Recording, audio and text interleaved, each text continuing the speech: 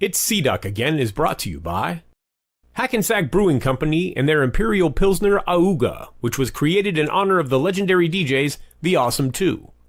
Thick Crates, pure hip-hop satisfaction. Check out their limited edition new releases available now on Instagram. Weaponized Records, an independent music label serving up underground hip-hop. The revolution will not be televised. It will be weaponized. And the Spit Slam Record Label Group. The Spit Slam Record Label Group, a Chuck D situation. Catch us on your favorite streaming platform, on Bandcamp, or visit our official web store at spitslamrecords.com. All releases are available digitally or on CD, with select titles available on vinyl and cassette. The Spit Slam Record Label Group. Throwback to the future sound.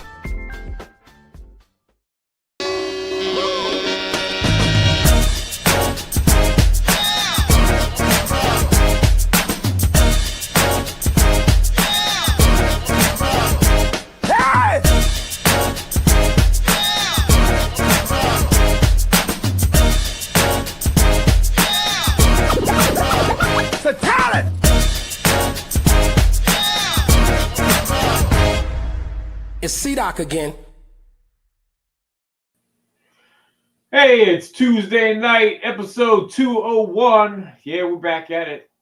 Had that big, crazy episode last week.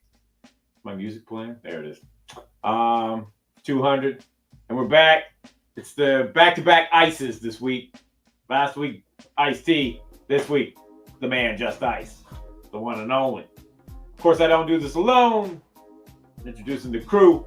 First up, she got her start at the very first 24-hour all-rap station, KDAY in Los Angeles. Ladies and gentlemen, our lady from the heyday of K-Day, Jennifer O'Jenny. A little something like that. A little something like that. What up, sis? Nothing much. What's happening with you? Man, I am recovering. I was working hard this past weekend, so... I saw that. Trying to get back to regular, good old home life. Business as usual. Business as usual. Soul Buck in the house. So busy. Soul Buck. Also joining us tonight, of course, coming from New Jerus. He's got the dopest account on Instagram. If you don't follow him, you are a serious sucker, ladies and gentlemen. Ultra Mag 7. Peace. Jennifer. Don Tuesday. Yo, I don't want to give away any spoilers, but you might be getting a look at DJ Don Tuesday in the next movie. Oh snap! Okay. I like that. DJ Don Tuesday. It's a side gig. Okay. Yeah. Wow. Yeah. DJ Don Tuesday. On Tuesday, if he's not out reporting crimes, he's swinging at your local. That's crazy. Hey, I have to say, happy birthday to your friend and ours, Mighty My. Yep. Yes. His birthday is today. Happy birthday, Milo. I knew there was a reason I liked that guy. Yep. Well, and also happy birthday to Lyrics Born. Yes. His birthday. Where's Flatline when you need him? Yes, exactly. You know what's funny? I saw that post and I was going to send it to you guys. And I looked down and I saw your face. And I said, all right, Doc's already on it. Doc's already on it. Yeah. Yep. But anyway, you know whose birthday it's not today? Our guest tonight. But we're happy to have him anyway. So, coming back for what is this? Number 3? Third appearance? Yeah, it's the third. Yeah. Third appearance. He must like us. I guess. The original. He likes something. The original gangster hip hop himself. Ladies and gentlemen, please welcome back to the show our homie Just Ice. Hey, what's good, y'all? I like hanging out with y'all. Good. Thank you. Seriously. It's okay, more. It's like, yo, they so damn relaxed. They so relaxed, especially Jenny. It's like Jenny's like, I'm here, I'm chilling. What's good? I like that. See. Hey, let me ask you. That's my wife. Hello. Hi, wife. Mrs. Next Ice. question. Y'all guys said something about the Awesome 2 having a drink. I heard it in the beginning of the. Oh yeah. What's the name of it? Where's the bottle? Where's the can? Oh shit. In the Either one of you. I used to see that on the when they said on the internet, they would send it to me, but Mhm. I thought Called. it was made up. I didn't know it was a real drink. It's Yeah. called It's real. Auga. It's called who? Auga, isn't it? Auga. Yeah, Auga. It's made out of in Hackensack, New Jersey. Hackensack Brewing, and Oh, it's an alcoholic beverage. yeah, it's a beer. It's a beer. Yeah, I don't drink beer, so I wouldn't know. I don't either. Okay. I've been drinking beer since I was about 12, 13.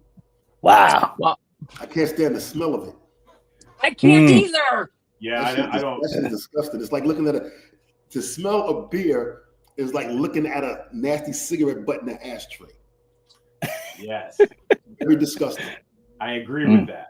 Very Yes. disgusting. Well, I'll drink all the beer for all y'all. It's all you, bro. Yeah, Ultra got us covered. have Yeah. at it. Yep. Ultra got What's us happening, covered. y'all?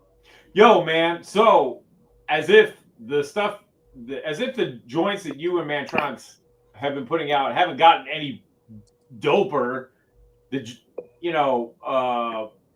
You just dropped Remember with Greg Nice. Yeah. Yo, that shit is crazy. Yeah. Because actually that music was done, at least 3 to 4 months. Okay, when the second joint that me and Mantronics put out, Don't Bring Me Nothing Soft. Yes. Remember Me was already made. We just never put the lyrics. Okay.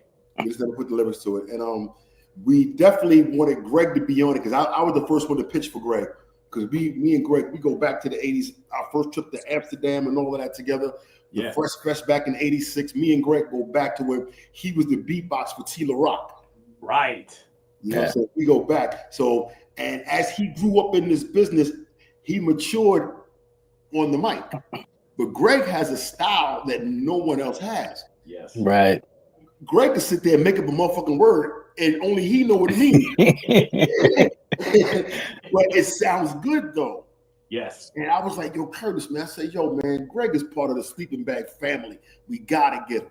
Yeah. We gotta get him. And as soon as Greg said, as soon as he heard the Remember Me, and he was like, yo, Just, I got it. I was like, you know what, Greg? You take the first verse then. I'll take the last two. I said, because you coming in with the intro, you're getting the people hyped up, and it'll be like kind of like a switch, not a downer, but a switch to hear you hype it up with your high pitching, voice. Then I come in with my deep dragon voice that ain't gonna do it. I said, since you beginning it, you hyping it, start off with the first verse, and it came out like nice because actually me and Greg was on the phone about 2 hours ago talking for a long time. We're going to do a video to this.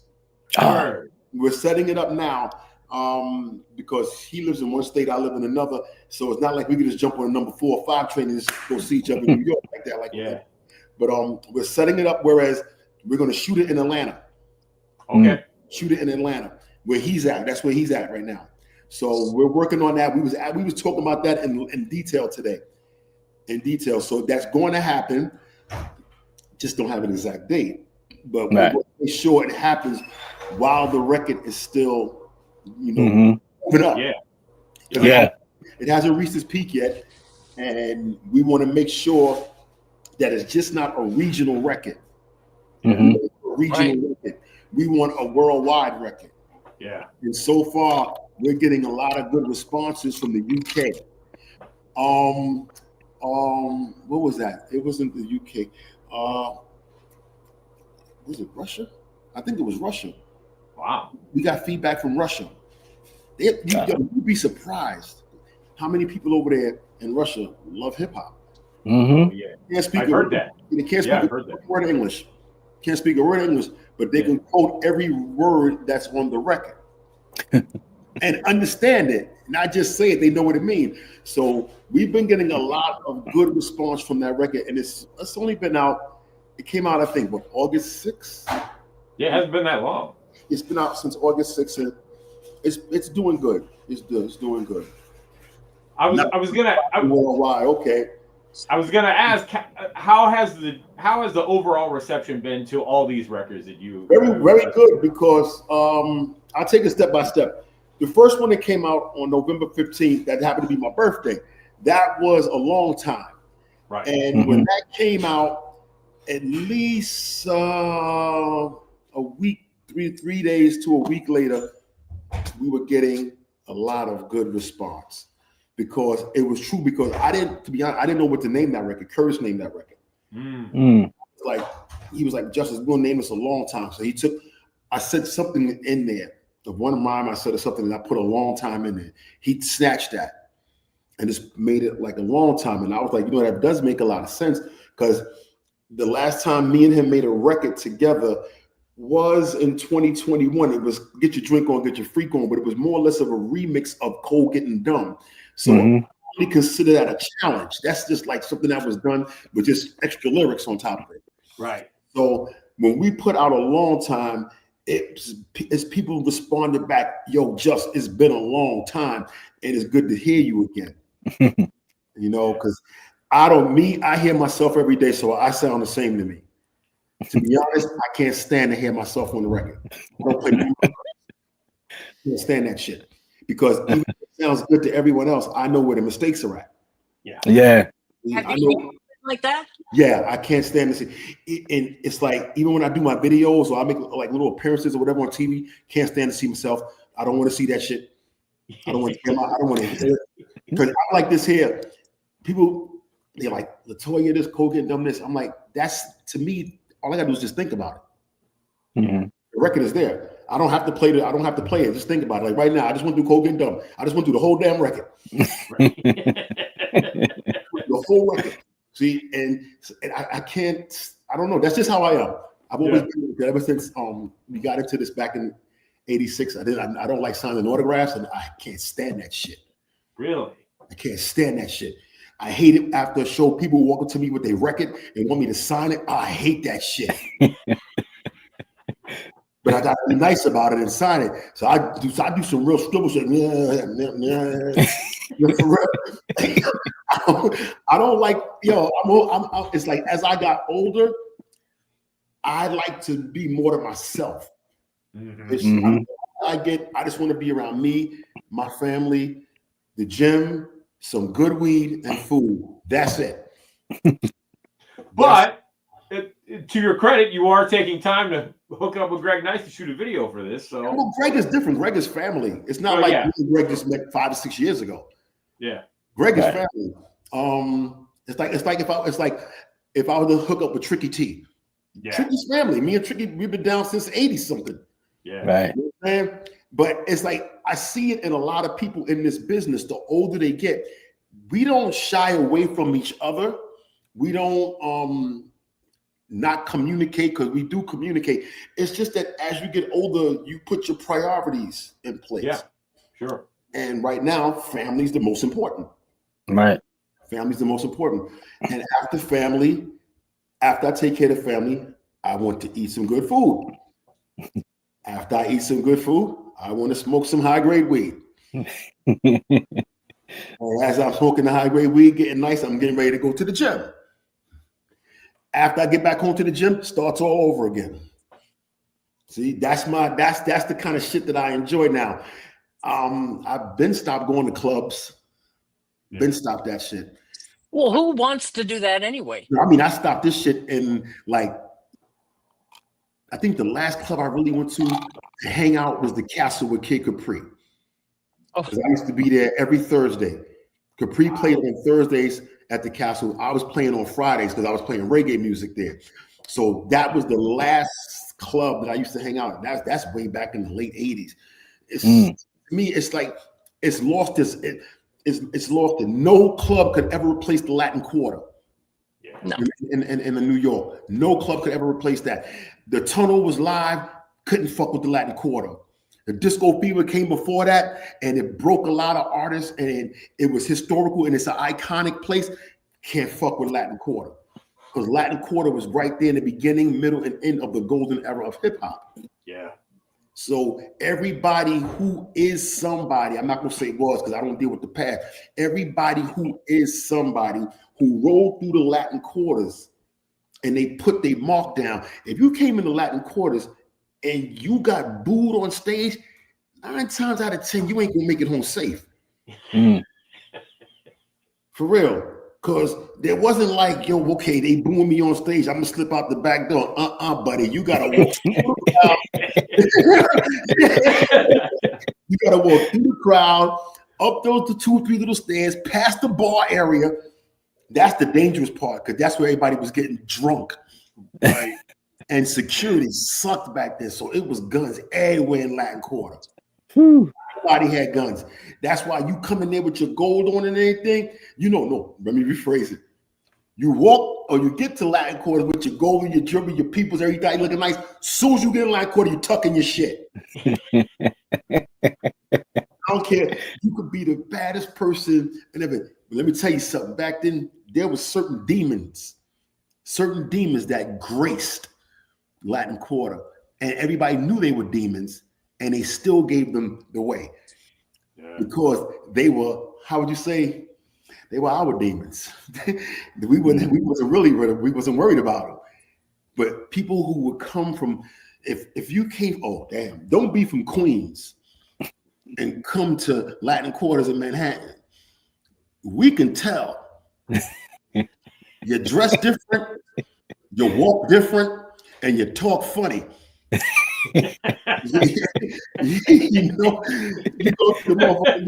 People I'm saying, but it's like at the club, everybody having fun. Yo, bartender, this back in the days when I was drinking, I would go, yo, give me a Long Island iced tea. Blah, blah, blah, blah, blah, blah. Cool. Next person, give me a rum and coke. Blah, blah, blah. Here come the Queens nigga. Can I get a glass of champagne, please? Beat that nigga off.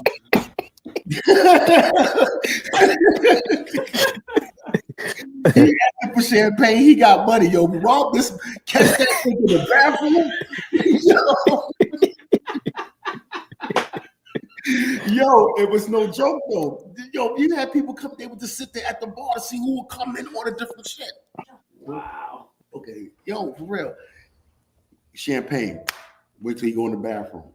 That motherfucker come out the bathroom, pockets all out, all ripped. You left that motherfucker with enough motherfucker to get your ass back on the F train and get the fuck back to Queens. Wow. The Latin Quarter, man. I'm not gonna call out. I could call out names. Yeah. I'm not because I don't get down like that. But let me tell you, that's how it was back in the golden hip hop, the era of golden hip hop in the Latin Quarters, man. You couldn't. You had to be real. Dangerous. Yeah, it was no. Only if you was phony. Right. If you was a real person, it didn't matter. You didn't have to be gangster. You just had to be you. Mm-hmm. You just had to be you. That's why you could tell the Queens now. So they phony. Right. Right. And you definitely knew, like Daddy-O says, when Brooklyn was in the house. Well, Brooklyn, yo, let me tell you something. Bronx, I love it for the making of hip hop. I love the Bronx because that's where hip hop came from. Manhattan, my people used to live there. I like it. Queens, I liked Queens later on in life. Not when I was in Staten Island, neutral because I only knew my stepbrother was out there. Brooklyn, that was the shit. Brooklyn was the shit. It's like Brooklyn had an energy that no other borough had. And it was like, you could be tough from any other borough. But when you come into Brooklyn, your head better be on a swivel. Because it could come from any direction. For real. You walk in the wrong neighborhood. And this is before that gang shit. I ain't even talking about no gang shit. I'm just talking about you just walk in the wrong neighborhood. You look like you don't belong there. You getting it. You can chase that. I don't know how Brooklyn is now, but it's so damn diversified now. Yeah. You know, but back then, that's how it was. I mean, times change, people change. The last time I went down to Brooklyn, wow, I was coming up out of Barclays, coming out the number 4 train in Barclays Station. Yep. When I was young, now check this shit out. When I was young, there was no Barclays. Yeah. Right. In Atlantic Avenue. And you know the clock, the big clock building? Yep. I used to take my first karate and kung fu lessons in there because my mother used to take dance lessons from Alvin Ailey inside of there. Wow. Yeah. That's how far back I'm like, yo, it's changed down there. It's changed. Yeah.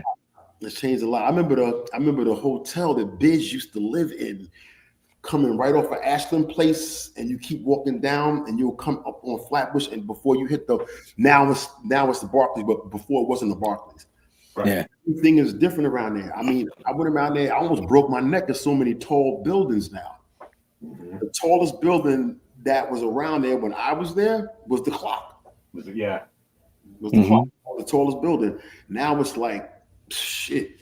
It's like 30-story buildings, 40-story buildings.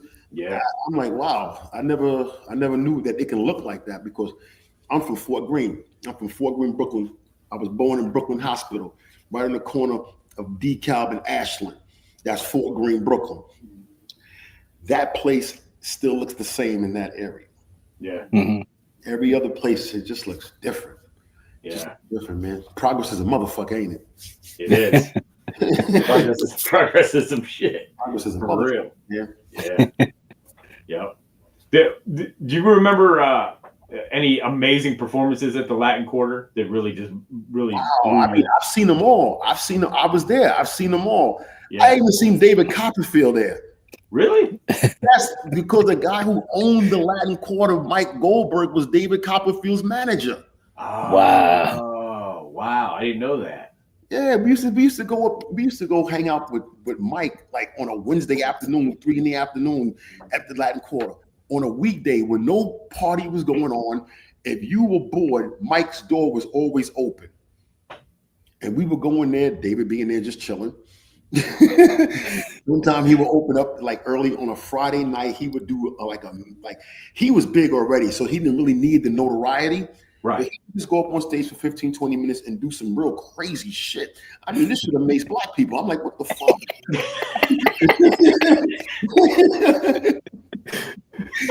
You know, it was it was like a whole different era. But as far as one of the most standing out, wow, because I've seen so many artists come through there. Now, one that stood out at that particular time was Heavy D and the Boys. Because Heavy D did not hang out like the rest of the MCs and DJs did, because Latin Quarter was like a hub for us. Right. Everybody in New York would hub there on Fridays and Saturdays or maybe Thursdays. Everybody. Heavy wasn't one of those people. So when Heavy came through there and did Mr. Big Stuff, it was like, yo, and that dude was big. Dude was big, and he was jumping around, crossing his feet, turning around, doing that. And I'm like, look at this big motherfucker move like, look at all. Yo, and he had a polka dot suit on. That's the first time I seen a polka dot suit. No, the first time I seen a polka dot suit was with Kwame. But when Heavy D wears a polka dot suit, the polka dots are very big. I was going to say that's a whole lot of polka dots. A whole lot of polka dots. Heavy D had a polka dot suit on. It was like the bottom cover was black, so all the polka dots were like real bright colors and shit. But yo, when they went up there and did their shit, that's the first time in a long time I've seen the Latin Quarter just stop and watch an artist perform. Wow.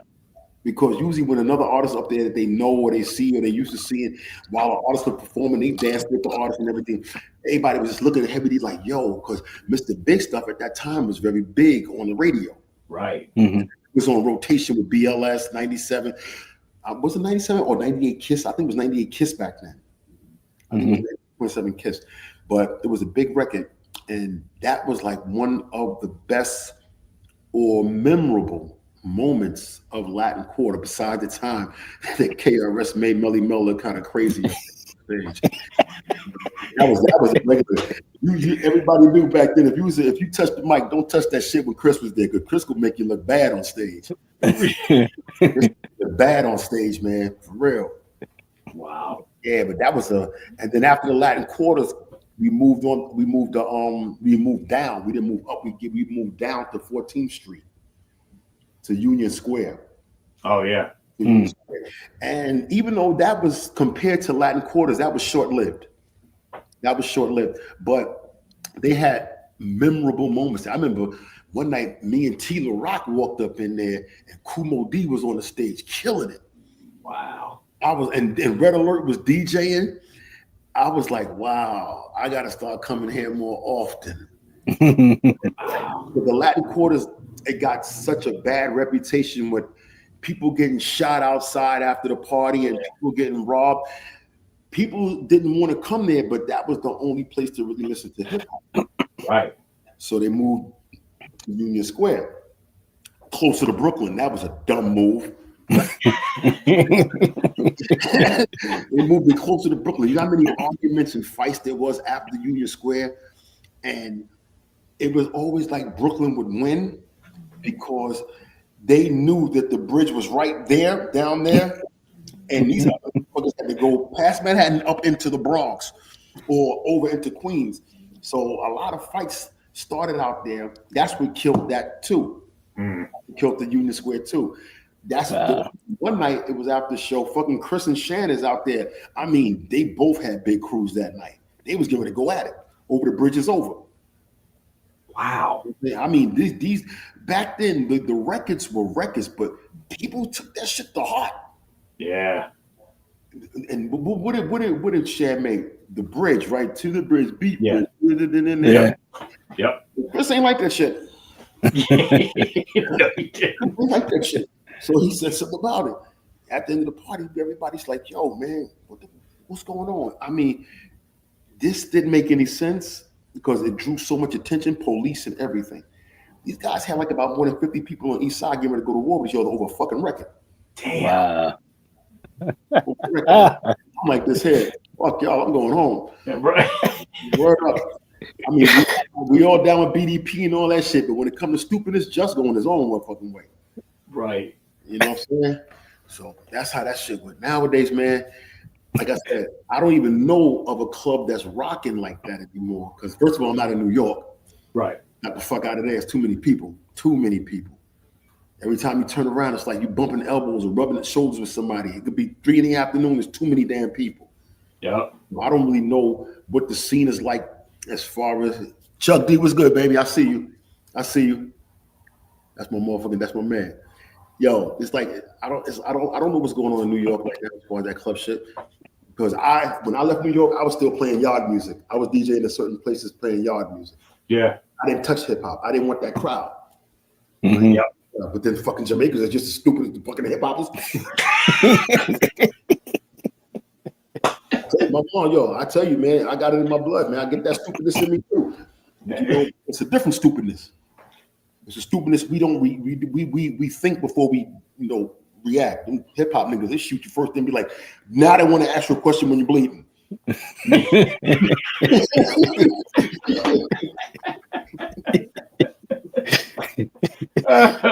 Oh shit, man. It's all fun. What's up, Del? Del P in the house. I see Del. What's up, Del? I feel you. That's my man Del. We link up when we get there. When I get to New Jersey with my man Rob Schwartz. Word up. Yeah, Del just put his record out on Chuck's label on Spit Slam. So he did? Yep. Check out that new Del P. Like I say, I'm not gonna sit there and say I'm gonna listen to it. I don't want to lie to you. I don't listen to hip hop that often. I got you. Because Ice is the problem solver. Trust. Yeah, yo, Chuck. I try to stay away from people because I know how I am. You know what I'm saying? Where I'm at right now, I got license and permits to carry shit, so I clap a nigga legally. I'm dying to see how these shits work on human bodies. Oh man, don't mess with Just Ice. Like I said, man, it's just about me and my family. I stay away from everything and everybody. I was telling Greg today, man, because he was telling me I'm not going to tell you what happened, but he just went through some real crazy shit in Philadelphia. If you get a chance to talk to Greg, maybe he'll enlighten you because that's his business and not mine to tell. But I was telling Greg, yo, man, listen, from day one to now, when I'm ever on Instagram, I got my little thing on there. You could type your little messages that says share a note or whatever the case may be. I always put DTA. Don't trust anybody. Don't trust them. So soon as that person go around the corner, don't trust them. I don't give a fuck your wife, your girl, your kid. Don't trust them. Trust no fucking body. So I stayed to myself. Made sure I got me a bunch of licenses and permits so when shit happened, I ain't got to go to jail. You know what I feel? What I'm saying? Right. I'm serious about that shit. I'll clap a nigga in a minute. I don't give a fuck.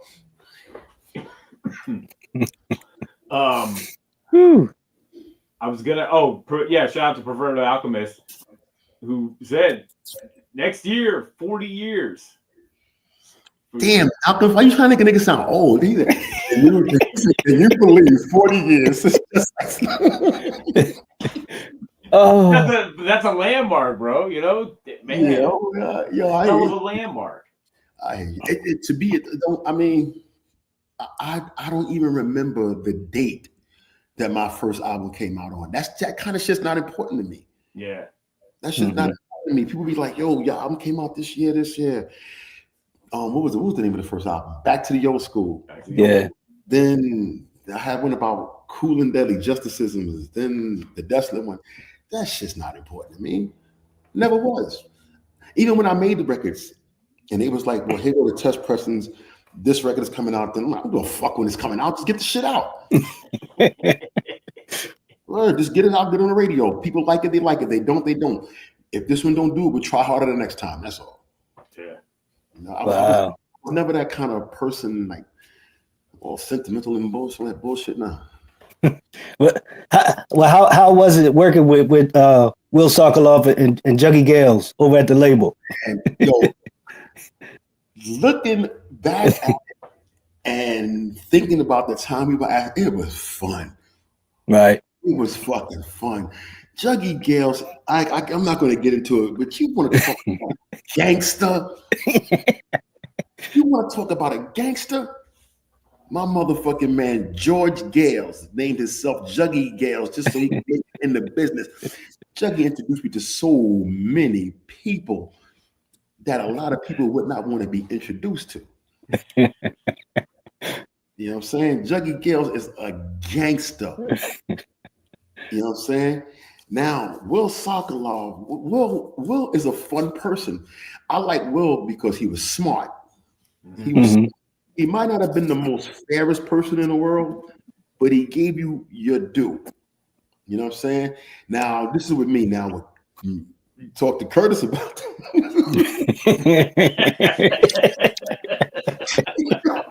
you talk to Curtis about this, you're gonna get a totally different story. You're right. Totally different because he was involved with Will way longer than I was. Yeah. I mean, so I like that time working with Juggy and Will and Ron because they taught me about the business. Yeah. They taught me about the business. They showed me about the business. And if it wasn't for Sleeping Bag Fresh, there wouldn't have been no Just Ice. Right. Wouldn't have been no Just Ice. And I mean, they made sure. I remember, back in the days, we used to send out flyers every Friday to certain, like, around. Believe it or not, I used to sit in that office with them people with a stack of flyers and envelopes, licking them, sending them out right along with everybody else. I was right in there with them because that was the only way that we could make it work. And it wasn't just about Just Ice Records. It was about anything that was out on Sleeping Bag, anything that was out on Fresh. Yeah. We pushed the whole thing. And that's what I liked about them. They didn't just sit there and concentrate on one artist or one group. It was like, if this is going to work, it has to work as a whole. Yeah. And they made it work. They made it work. Like I said, they might not have been 100% on the level, but they was like 98. You know, it was fun. I learned a lot from them. Nice. Chuck, here we go. Chuck just mentioned you and KRS doing blah blah blah, which I was playing the other day, which is when you reached out to me and said, "Yo, when can I come back on the show?" Yo, man, I love that Just Ice KRS EP, man. That shit is just so. That was fun. And you know what's kind of messed up because I did that at a time, whereas we didn't have any distribution. Yeah. We didn't have anybody looking at us. We just did it just to do it. Yeah. You put it out yourselves? Yeah, we put it out. We put it out ourselves over the internet. That's dope. And it's like, I don't know if it really did that good in the New York, New Jersey, Connecticut region, but I know for damn sure in the UK that shit did good. Yeah. They love blah blah blah over there. And to me, it's like when we did the video to blah blah blah. I kind of like I told Chris, I said, motherfucker, you forgot the words. Word. We were filming and I'm seeing how he's doing. I'm like, stop, motherfucker, you forgot the words. If you look at the video, he does this a lot. Yeah. Because he forgot the words. Oh. Yeah, man. But me and his part of the video we did it in the basement of SOBs. I was wondering where you guys shot that at. It was the same night. It was a big ass party going on. A big ass hip hop party going on upstairs. Yeah. We went down in the basement and shot the video. Wow.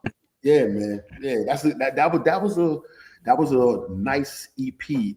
And if I could find a way to bring it back out again with some new distribution, I wouldn't. Look at Chuck said, I can relate. I can't remember shit. Yeah, man. Let me tell you, in all respect to Mr. Chuck, because we've done some amazing work together, and I'm honored to always work with him. But when Chuck and when I've shot videos for Chuck, yeah, there's plenty of time Chuck's doing this. So. Oh, he do that too? Oh yeah. I never noticed that. Yeah. I never noticed that. I see. I try to edit around it. So you can't edit around Chris and shit. He makes it too blatant shit. Right. To the goddamn camera. I'm like, what are you doing? No, but it is what it is, man. It is what it is. But if I can help out with anything like getting that out, and I was thinking today, man, like getting out on wax or something. What you mean the EP? Yeah. Well, we'll talk about that off air because those 5 songs, man, I like them, especially Politricks. The freestyle is off the hook.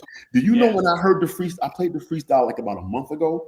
I was like, damn, I'm like, that was me. I was like, that was me. And I know I wrote it because I write all my own stuff. Right. I was like, yo, man, I'm like, I sound good.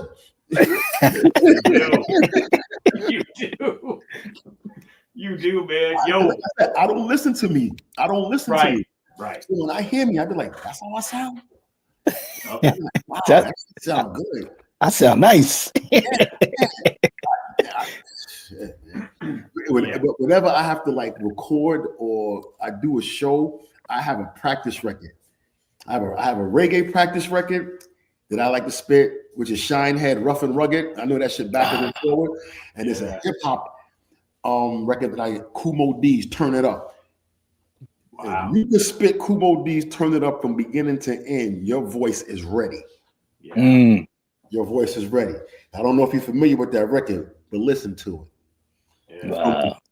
From the first sentence to the end makes complete sense. Wow. That's the kind of shit I like to listen to because, like I said, I'm not going to down nothing about hip hop because I love hip hop.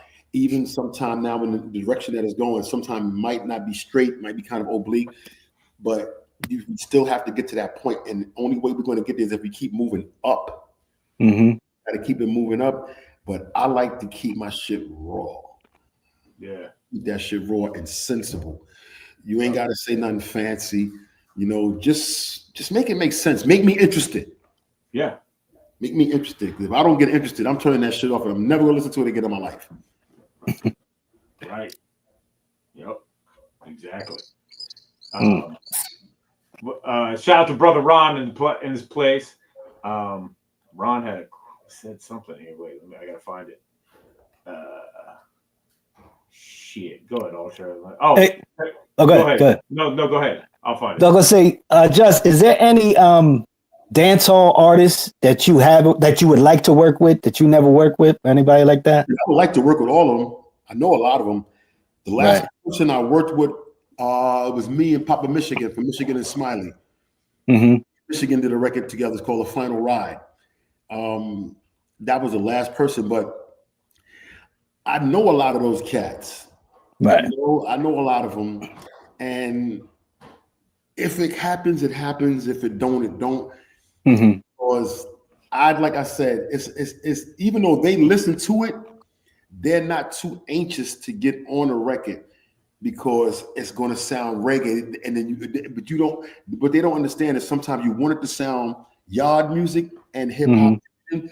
Right. And I like a lot of hip hop artists are not with that. A lot of reggae artists are not with that. Right. There's certain artists you can get like Sean Paul, Beanie Man, Bounty Killer, Sizzler, Baby Shab, all them cats. They merge hip hop with reggae, but a lot of these artists they don't.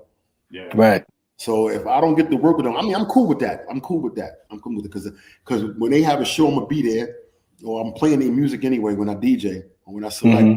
So it doesn't really bother me. But the last one I did was with Papa Michigan from Michigan and Smiley. Okay. Gotcha. You know who Michigan and Smiley is, right? You ever heard that record Diseases? Every day, girl dress up in the trousers. I say, what happened to your skirts and blouses? Why can't I man see you in your dresses? Cause them things unto Jaja not pleases. And every day them a worship vanities. Oh my God, I don't know that record. I gotta find that record. Mind I lick you with diseases. You never hear that record? No, I don't think. Wow. I think I gotta go. I gotta write this down. I'm writing them down now. Or Diseases by Michigan and Smiley.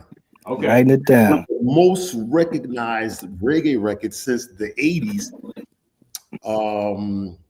that Americans play. I mean, it came out around the same time. Do you remember the record by Rita Marley called One Draw? Mm-hmm. Remember that? Yeah. It was out about that time. Okay. Okay. It was out All about right. that time. I might know it and not realize it. One of those. Yeah, it's a Diseases is a very popular record. And also at the same time, Bone Man Connection came out with Nicodemus. Nicodemus, yeah. Nicodemus, yeah. I remember it was a Sunday afternoon. I was in a record store called Jah Life Records on Utica Avenue in Brooklyn, and I was getting some dub plates done by Jah Life. He was cutting me some dub plates. Mm-hmm. Who walks into the store? Brigadier Jerry, Nicodemus, and Nicodemus' brethren. Yo, I was like, I came in at the right motherfucking time. I came in at the right time because they came in there to drop off some dubs so that John cut them. And I was, I didn't get what I wanted, but check this shit out. This is how you know motherfuckers is for real. Remember the food stamps that used to come in the book? Mm-hmm. The card, they had the $50 stamp book, the $10 stamp. I used to pay for my dub plates with food stamps. Wow. I would go to Jah Life, and Jah Life would be like, "Boy, I just this moment eat with this right here." Go to Don One Studio. Get your dub plates cut. You see every reggae artist in Brooklyn at Don One. Every reggae. That's how I think I got so into this because, like I said, my mother's from Jamaica, but the music I listened to when I was younger. You couldn't play no Jamaican music around me when I was younger. You couldn't play that shit. All I wanted to hear was the Jackson 5. That's it. Right. All I wanted to hear Michael Jackson and the Jackson 5. That's it. But as I got older, it just changes. It's like when you're younger, you can't stand onions, right? Or broccoli. And I love that shit. I love that shit now. I still don't like broccoli. Broccoli is really no good for you because broccoli acts like a sponge. And off of your stomach to digest it, and it soaks up everything and it bloats you. It's the total opposite of cauliflower. Wow. Cauliflower will give you gas and make you crap all night long. I like them both. Yeah, well, I'm not a nutritionist, but I just try to watch what I eat to make sure everything runs smooth. Yep. Mighty asked to get Just Ice to talk about making Marsha Top with KRS-One. How did that come? Mighty Mike in the house. Yeah, how did that come about? Hello. Happy birthday, Milo. That was we didn't even plan that. That music, I think the music was there. Chris bought the music. That was some dignitary Marsha Tub.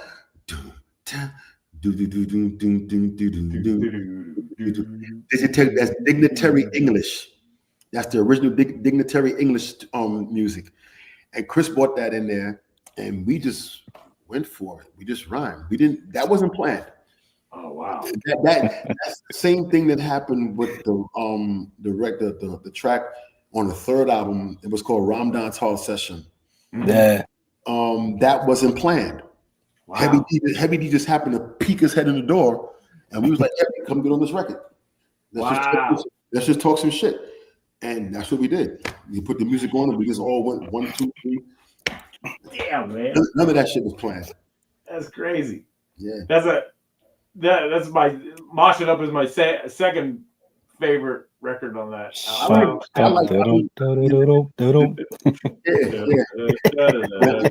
be honest with you, when I was younger and it first came out, I didn't really care for that. Really? I'm like, what the fuck is that? News break. I was like, what the fuck is that? I said, Chris, you could have just got a little machine with a little like a telegraph or like a cop. No, he used to say the shit. That was my only pet peeve with that record. Oh, other than that, everything that me and Chris did was good. It was good. It's just that at the ending of the third album, shit started getting dark. You know? Shit started getting dark. Shit started changing. It was a lot of shit going on between the crew, personally, with me and my wife, going on with them, and shit just started changing. You know what I mean? Yeah. But as a matter of fact, for the 10th song on that Desolate One album, Chris didn't even do it. Even Doc Rodriguez did it. Oh, yeah. Wow. Doc did it. Yeah, Doc. And it was crazy, man. That's what I'm saying. Even though those times were crazy, those were learning experiences. Mm-hmm. Those were learning experiences because without me going through what I went through back then in the mid 80s to the early or mid 90s with record companies and producers and this and that, man, if I wouldn't have went through that shit, I wouldn't be here right now. Yeah. I wouldn't be doing this shit. I'd be doing what these old punk ass niggas be doing, making some bullshit video, throw that shit on TikTok or YouTube, hope for 15 sales. Wow. Speaking of the second album, I remember because you said I know you saw the clip, but I got to bring up when we had DOC on, and he said that you were influenced for him rhyming fast with lyric licking. Yeah, DOC, he's cool, but then he said some shit about, he should have kept it up. Man, let me tell you something, DOC, you my nigga. I always love and respect you, man. You know what I'm saying, man? But I know I don't take it to heart because, if it was anybody from the West Coast that I was playing here in the BX, when I was in the BX, loud and bassy, diggy doc, y'all. You couldn't mess with that man's voice. Yeah. You couldn't mess with his voice. I don't give a fuck who you was, what you was saying. I could get up there and start talking about Goldilocks with 3 bears, make the shit sound good. You know what I'm saying? I love, man, let me tell you something. I love the DOC's music, his music. Love that shit. I got everything that he made early, I got on vinyl. It was on was it Select? It was on Select? Ruthless. Ruthless. It was red. It was red and black. Yep. Yeah, Ruthless. Yeah, because Select. That's why I said Select. It was on Ruthless. I got the vinyl. You know what I'm saying? Tell me, man. So DOC, if you watch it, man, now big up, man. Enough respect. I told Doc this too. I maintain that if he doesn't get in that car accident, that changes the whole trajectory of West Coast hip hop. Oh, he would. Let me tell you something, man. Because I mean, as far as like other rappers, I didn't consider DOC a rapper. I considered him an MC. Yeah. But as far as them other rappers was out there in LA doing that thing, if he wouldn't have had that accident, he would have dusted all of them. Every single one. Yep. Ray, Dog, Ice Cube. Now, I don't know if y'all know this. MC Ren, out of all of the NWA kids, Ren was the realest of all of them. Ren was nice. Ren was nice. I'm talking about the mic. I'm talking about streetwise. I'm talking streetwise. Ren was the realest of all of them. Better, more than Eazy-E, more than O'Shea, whatever his name is, more than all of them. It was MC Ren. It was Ren. He was the only one that actually held true to the NWA. He was the one. He was the real nigga with an attitude. He nigga wake up. You know what I'm saying? But back then, I liked the whole NWA movement. What was Ice-T joint? One side of it was NWA, straight out of Compton, but it had no lyrics. It was the instrumental. They put the instrumental out before they put the lyrics out. Because on the B side of Straight Outta Compton was A Bitch Is a Bitch. Oh yeah. Yep. It was the bitch, but the Straight Outta Compton on the other side of A Bitch Is a Bitch had no lyrics in it. It was just straight up music. I thought it was a mistake. I said they must have put the wrong record out. Nah. To this day, I got that shit in my crate. Yeah, I've got it somewhere. Yeah, I never understood. I don't know where the hell it is. I give, like I said, I give the whole respect to hip hop. North, south, east, west, whatever. As long as you true to this shit, just stay true to it. Don't use it. Don't look at it as like, what can I take from this shit? Look at it like, what can I give to it? What can I make this better? So 10 years from now, this shit is still connected. You know what I mean? Absolutely. A lot of motherfuckers, they don't think like that. Brother Ron wants to know about going to T La Rock for records because T had some joints. Asking to going to T La Rock for records. Yo, T's record, his vinyl collection. I never went to him for no goddamn records. All right. Never went to him for no damn records. I used to go to T's house, and he used to play records. That was the first time I actually seen the album cover for the Fatback Band, for the record that goes din din din din din doom doom. I was like, that's the album cover. I mean, now I have it now, but T's collection, his album, his hip hop collection, I don't think people even realized it. T had records. Yeah. T, and I think he's still, I don't know, because some people, like I said, people change when they get older. I don't know if he does have them or if he doesn't have them. If he does have them, kudos, man, because those records are so valuable. They're so valuable. Because I was telling Chuck the other day, I was on the phone with Chuck Chill Out, and I was like, yo, man, if I want to hear hip hop, I'll play it. I ain't got to put nothing on the radio because I don't want to hear a bunch of motherfuckers yelling in my ear. I'm an old school motherfucker. I like hip hop, not MCing, rapping. I want to hear the music. So if I wanted to hear anything with today's or a few years ago sampling, I'll go play the real record. Right. That's the kind of shit that I like to listen to. Gotcha. Got to be real. Got to keep that shit real. Yeah. Wow.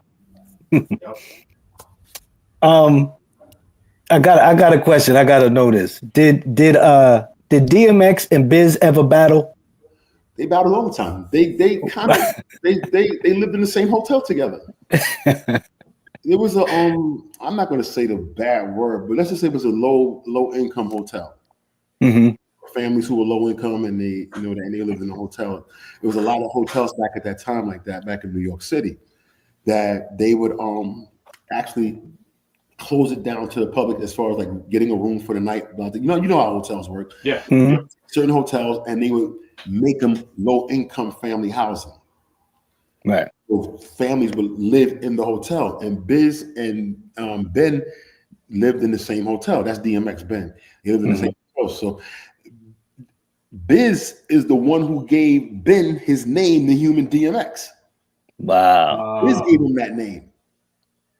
Wow. They were close back then. They used to, and it was the other girl. Remember, who made that record? Oh, Veronica. Oh, girl. Bad Girls. It was the Bad Boys with That's not Bad Boys. That was one of the. When what's the name? Glamorous is in it. MC Glamorous is in it. Yeah, like the bad. Yeah. The female with the beatbox. Female with the beatbox. Her and Ben used to always hang out together. I forgot her name. You know what I'm saying? But Ben. Yeah, K Love. Yep. Yeah, Karen. I met her a few times. Karen. She's a nice young lady too. Nice young lady. I don't know how she hooked up with them niggas, but she's a nice young lady. Ben and Biz, they go back.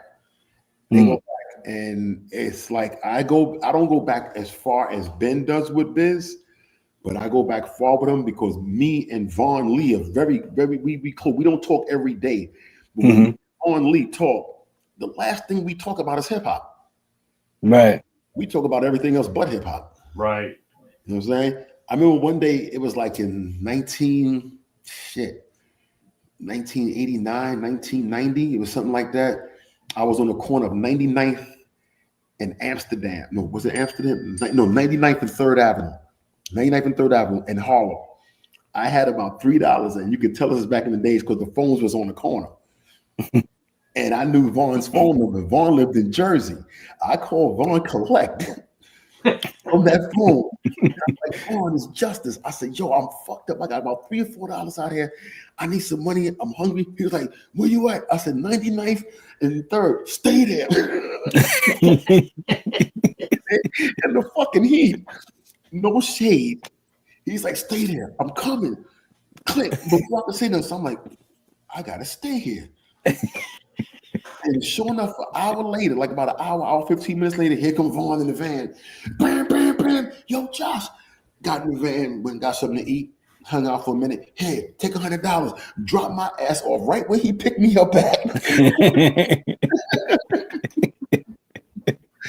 And it was like ever since then, we've been mad cool. I mean, I could go to Jersey and be performing or hang out. He's like, Vaughn, I gotta crash out. I can't make it back. Where you at? Yo. And Vaughn, yo, I'm gonna tell you, man, Vaughn, Biz, the whole family, that's a very decent people. Very decent, decent people. Yeah. Decent people. I miss Marcellus because he had Biz had a way of just fucking with you. The more you didn't want to be bothered, the more he's gonna fuck with you. The more you didn't want to be bothered, because Biz was like, yo, he looked for the toughest nigga in the room and fuck with him. Because Biz had that. If you knew Biz wasn't a little dude. Right. Biz, you think twice about running up on him. You think twice. Biz is my man, man. I got memories about Biz though, especially because Sleeping Bag Records was 1974 Broadway. Cold Chillin' Records was 1966. The only thing that separated us was like a little empty lot. So I was always up in Cold Chillin'. Me and Fly Ty, Cool G, Mr. Mac. I was always up in there. I think I was the only person from Sleeping Bag Fresh that went over there. You know how it was back in the days. It was rivals. Yeah. Rivals. Sure. Def Jam against this one, Cold Chillin' against this one. And we right next door to each other.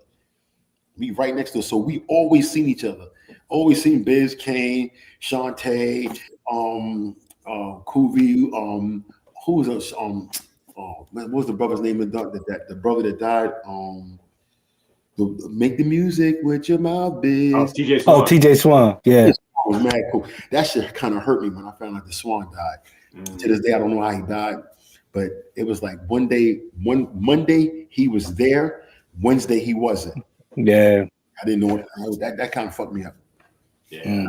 Yeah, but like I said, man, life goes on, bro. Life goes on. Yeah. Go home, smoke some weed.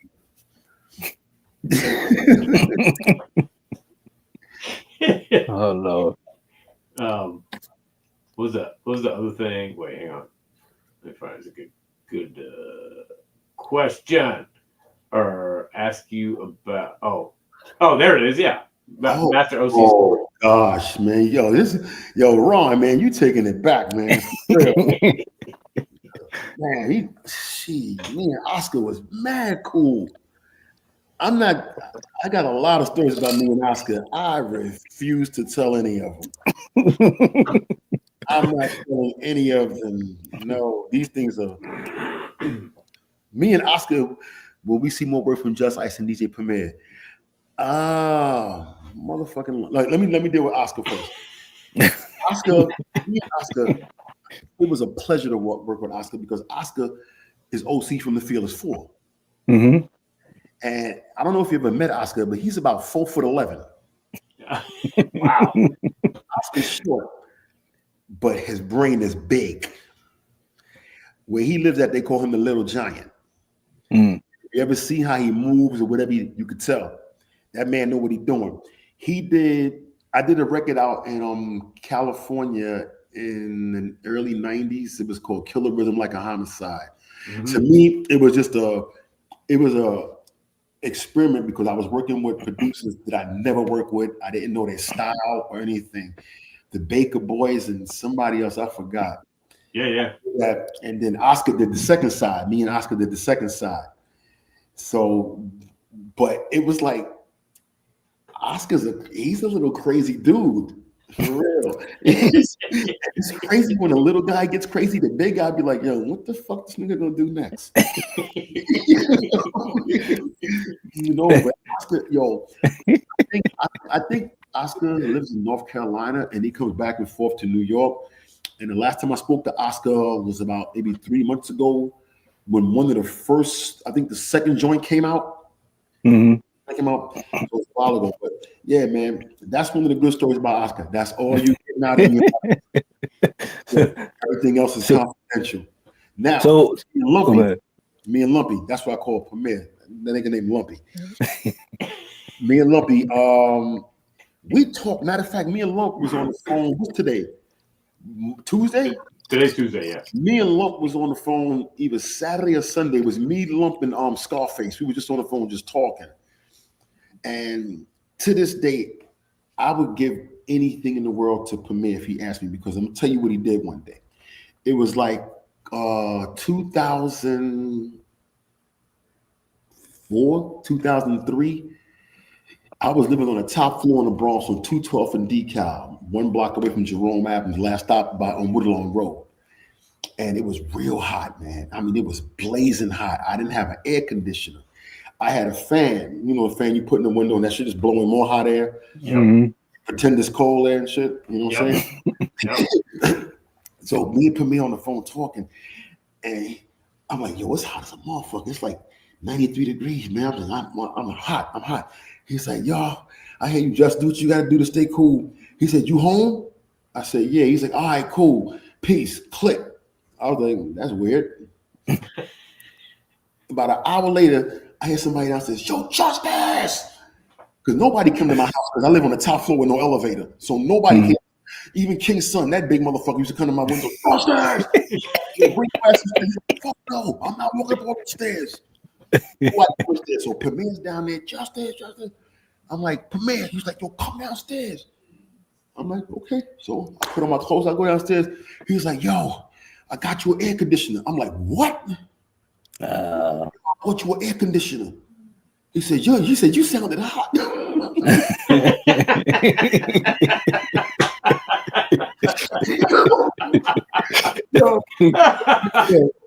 Lumpy was like, yo, you sounded hot, man. He said, I got you. I said, yo, I can't pay this. He said, yo, man, I'm giving you this. This is from me to you. I was like, you know what? I don't know how I'm gonna do it, but this shit was big too. I'm getting this shit, these 5 flights. I'm getting these shit. I carry that shit by myself, 5 flights of stairs. I must have switched the box about 9-10 times, getting down the corners and everything. Yeah. I lived in the kind of building where as you come in the lobby, right? You got the mailboxes and everything, and then you have the apartments on the first floor. Mm-hmm. Mm-hmm. They don't consider that a floor. You don't reach the first floor till you go up a flight. Right. So technically, I lived on the 6th floor, but they only count from 1 up to 5 after you come up. Right. I got that air conditioner up there. I got it up there, man. And like I said, I give anything in the world a Premier. To answer your question, sorry, I got off track. When are we going to make another record together? Probably never, because I can get anything I want out of Premier. I can get money, I can get time, conversation. It's hard to get a beat out that cat. It's hard to get a track out of Premier. I'm telling you, it's hard. And me and Lump been fucking with each other since what? The early 2000s. I mean, I could go to Premier and ask him for anything. He'll hook me up. Ask that motherfucker for a track. See how long you gonna be waiting. Speaking about good people in hip hop, I can't leave this brother out. Chubb Rock. Chubbster. You can't. The heart on that brother, the heart and the goodness in his heart is so fucking good. He don't belong in hip hop. Man. His heart is too good. I mean, I'm talking about when I had nowhere to stay, when shit was crumbling all around. Chubb lived. I was living in Fort Greene down on Myrtle and Navy, somewhere around in between there. And I was living in the projects. Chubb lived up on Myrtle near Carlton. He had a loft up there. He'd be like, "Yo, just come to my house," because I would call him. We keep in contact with each other. He was like, "Yo, you all right?" I'm like, "Nah." He's like, "Come to my house." The one thing about Chubb, that motherfucker gave me so many $5 bills. I've never seen that many $5 bills in my life. I've never seen that many $5 bills in my life. He would just hand me knots of $5. I mean, knots of $5 bills. He was like, "Yo, go ahead, just do what you got to do, man." He said, "When you need something, come and let me know." You know what I'm saying? I remember times I had to go to Chubb's house because I didn't have no food to eat. Wow. I'd be like, "Yo, Chubb, I'm hungry, man." He was like, "Yo, here, man, take these $5 bills." He kept a knot of fives on him. Take these $5. I'm like, "Yo, it's like $300-$400 here. There's $5. Just got, man. Just take it." You know what I'm saying? That's what I'm saying. I got to give respect to Chubb, man. Like I said, yo, that brother got a heart like you never believe, man. Because a lot of these cats in this hip hop shit say they're your brother. Yeah. Watch who the fuck you call brother. Watch who you call brother. A lot of these cats ain't your brother. All that. Yeah. Right. Take that shit, turn it sideways, shine it real fucking good, and shove it up your candy ass, you faggot ass.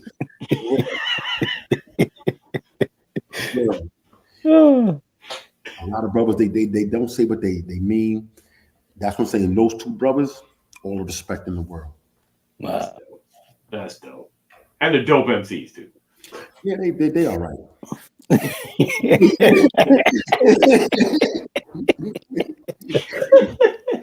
I seen Chubb performing the other night. I was on Instagram and I saw him performing, and I compared it to how he used to perform.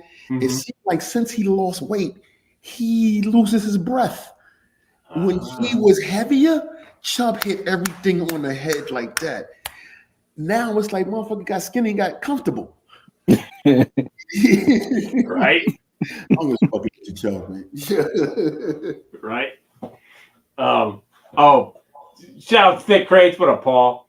He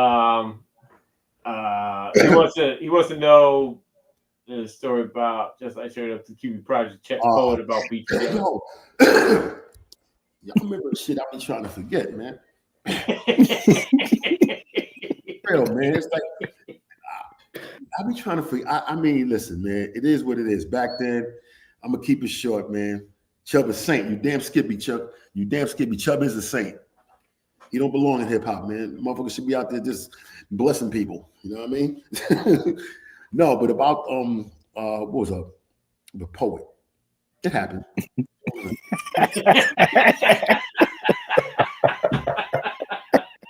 So that happened.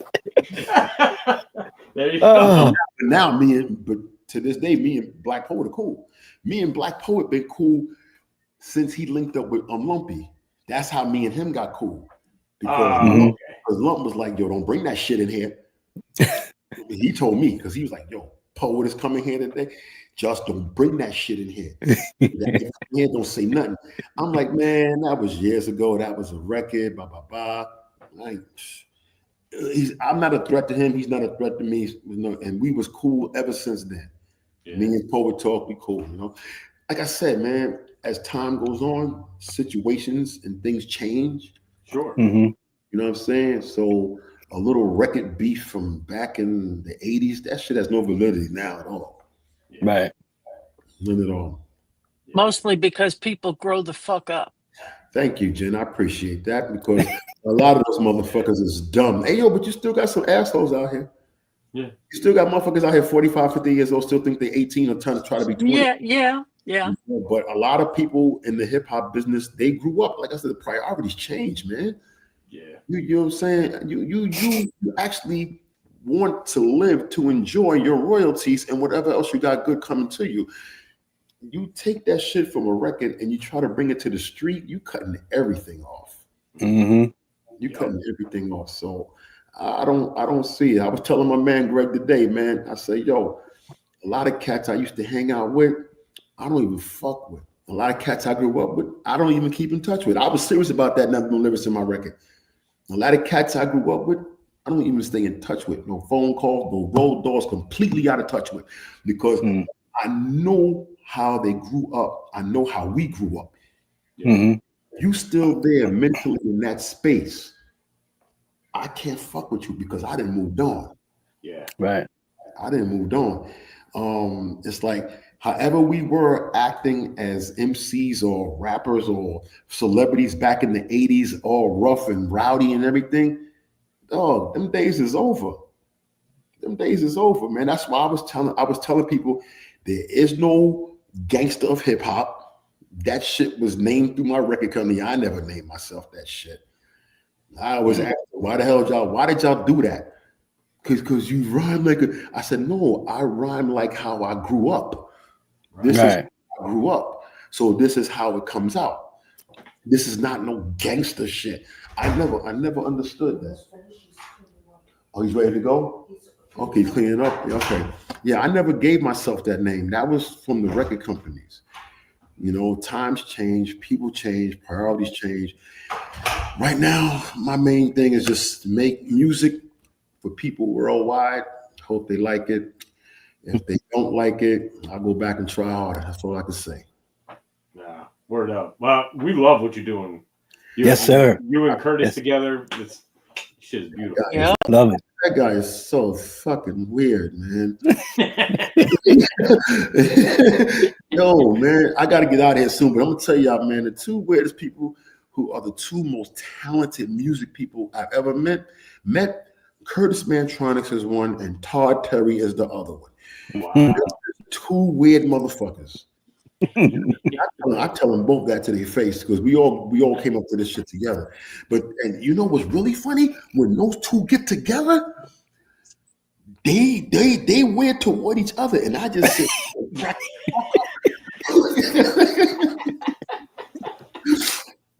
It's like weird versus weird. And I'm like, yo, who gonna win? Who gonna win? And I just sit there and laugh because Todd thinks Curtis is weird, and Todd thinks Curtis is weird. Curtis thinks Todd is weird, and they both think. Now check this shit out, and I'm serious. They both think the other person's music sucks. Really? Yep. They don't like each other's music. Wow. That's why I never understood why Sleeping Bag brought Todd Terry in there to do house music when Curtis was already doing it. Yeah. Wow. It's different house. They can't stand each other's music. Wow, that's crazy. That's weird. Thank you. I grew up around these two dudes, so it ain't like I just met them 10, 15 years ago. Yeah. I know them. Yeah. They're weird. That's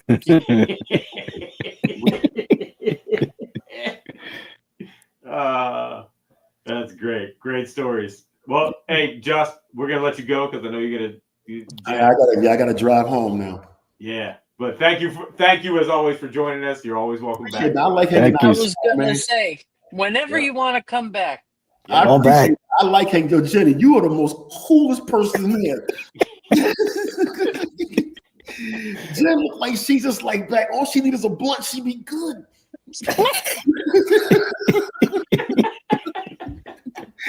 All right, y'all. I'm gonna let y'all go, man. I'm gonna keep following y'all on Instagram. Check Just Percy played in. Oh, he just played it. I hope you like it, Chuck. I hope you like it. Yeah, he's playing it on the radio show. All right, yeah, we gonna try to come out with some more. All I gotta do, just gotta wait for the weird guy to make up some new tracks. I'm gonna say peace to y'all, man. I'm gonna follow y'all on Instagram, man. I'm gonna keep up what y'all doing, man. In the meantime, y'all have a good night and peace. Word up. Thank you. Peace. Always entertaining. Look at Jennifer up there just chilling. She is just all chilling I need is a blunt, I guess. Yep. From what I understand. Evidently you don't, because you're just chilling. I really, Yeah. Yep. So. I'm good without it. What's up, Ox? Good to see Ox in the chat. Got the oxygen. Yeah. Yeah. He just had a birthday. Salute to him. Happy birthday. Yeah. Word up. Yeah, my brother Ron. Yeah, thanks for the questions, Ron. So, and special shout out to Paul Thick Crates. Yep. Hip Hop Mail Day. Hip Hop Mail Day. Oh, I could wait a minute. Wait now.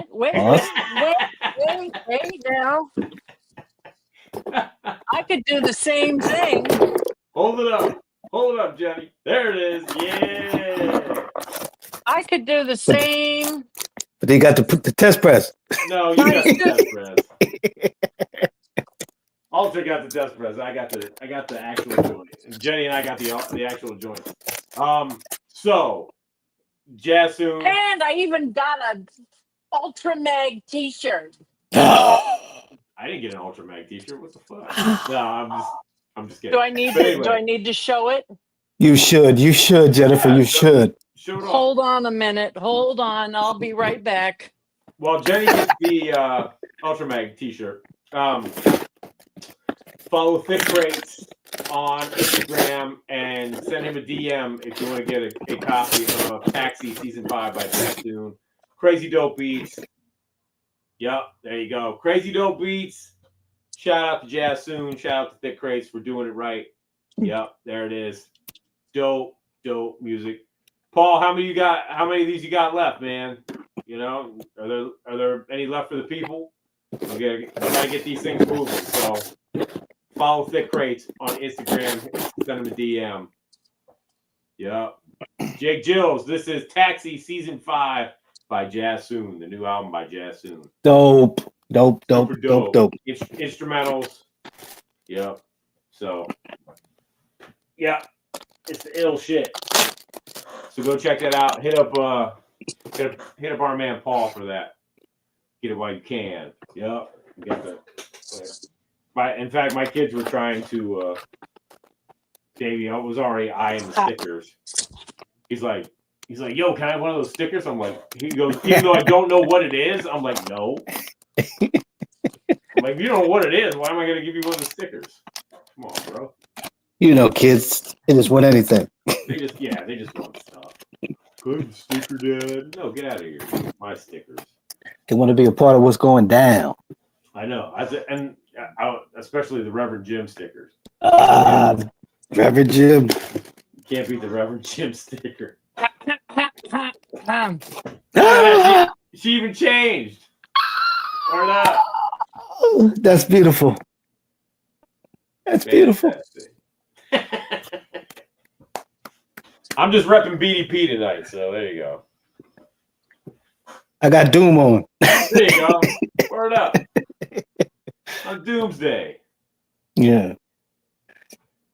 That's what Doom will say. Right above my government Doomale. Pass the mic like pass the peas, like they used to say. Salute. Anyway. Salute to the villain. Salute to the villain. Yeah. Sorry, I just killed a bug. He said she modeled it. You're right. I did model it. She modeled it. Here we have the lovely Jennifer. And then we have Jennifer O'Jenny showing off the new Ultramag t-shirt. Ultramag 7 t-shirt. The new fall line of Ultramag t-shirts. Yes, leading our fall line of Ultramag 7 t-shirts. Now all we need, Paul, is a Jennifer O'Jenny t-shirt. See what you did, Paul. See what you the Pandora's box you opened there. Hey, Paul, there's a birthday coming up, so my birthday next Sunday. There you go. Yep. There it is. Get on it, Paul. Yep. That is a great shirt, Mr. Chuck. That is a great shirt. Yeah. So, hey Ox, don't forget us with the beats, bro. We're working on that project, the Unusual Suspect. So, see if you can throw us something. Yes, the C-Doc's out here showing off. I gotta get the ball rolling. That's all I'm trying to do. I'm just Listen, trying to get going. C-Doc, thank you very much, because this thing it's an idea that came out of nowhere, but it's rolling and it's going to be something. And I love that. Yep. I'm excited. Yeah, so am I. Yep. So again, we got something on the way. Anyway, enough. We'll get into that later. Let's wrap up the show. Thank you everybody for coming through. Of course, we have the Angie Don't Stop Radio Show. It's going to be up on Mixcloud this weekend. Powered by Rap Station. And check that out. And then also come back around right here Sunday night, 8 p.m. Eastern Standard Time, and join DJ Soulbuck for the mixtape. Soulbuck will be spinning the music of our next week's guest. Who do we got coming up next week, crew? Kill from Jurassic 5. Kill from J5. Yep. Word up. So our second Jurassic 5 member will be in the house. So looking forward to talking to Akil. And yeah, that's going to be fun. So check out the mixtape on Sunday, 8 p.m. And we'll be back here Tuesday night next week, 9 p.m. Eastern Standard Time. Thank you, everybody watching live, everybody watching on the replay. Please like and subscribe. Got a lot of great stuff. Oh, snap. I got to talk to, we might start, I got to talk to Vashon, but might put up the new show this week, maybe. Okay. Featuring yours truly as a guest. So, yeah, we got to talk to him. So, yeah, it might be a good time to launch it this week. So, that'll be Thursday. So, yeah, I've just been swamped lately. I got to get on this stuff. All right. But anyway, that's enough from me. That's enough from us. Thanks, everybody, for joining us. We'll see you next week for another episode of It's C-Doc again.